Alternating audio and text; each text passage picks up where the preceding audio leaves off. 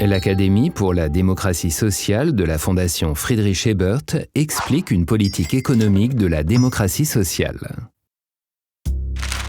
Voici Juliane et Marco. Ils parlent de politique économique. Marco n'est pas satisfait. De nombreuses entreprises réalisent des bénéfices, mais parallèlement, il y a de nombreuses personnes mal payées ou au chômage. Marco trouve que l'économie doit progresser. Mais n'est-ce pas également possible avec de meilleurs emplois? L'État ne peut-il rien faire à ce sujet? Juliane lui explique que les rapports entre l'État et l'économie de marché ont déjà poussé quelques grands penseurs à se creuser la tête. Au milieu du XVIIIe siècle, Adam Smith pensait que le mieux était que l'État, donc à l'époque le roi, se tienne à l'écart de l'économie de marché. Selon lui, c'était la main invisible du marché qui s'occuperait le mieux de tout le monde. Pendant l'industrialisation au XIXe siècle, Karl Marx a vu la misère des ouvrières et des ouvriers. Comme l'économie de marché ne leur apportait pas la prospérité espérée, il voulait la supprimer entièrement.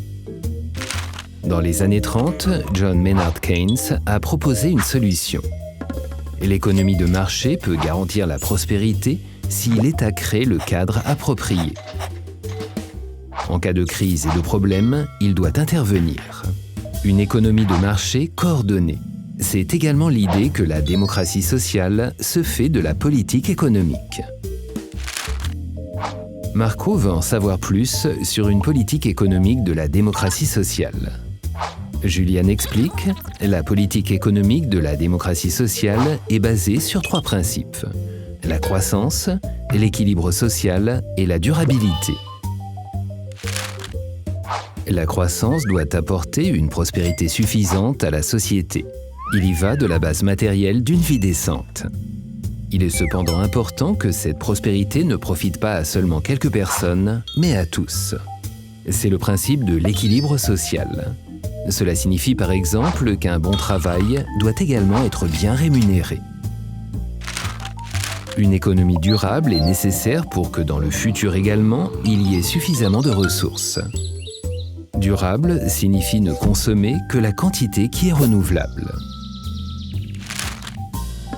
Les 3 principes de la politique économique que sont la croissance, l'équilibre social et la durabilité s'influencent mutuellement.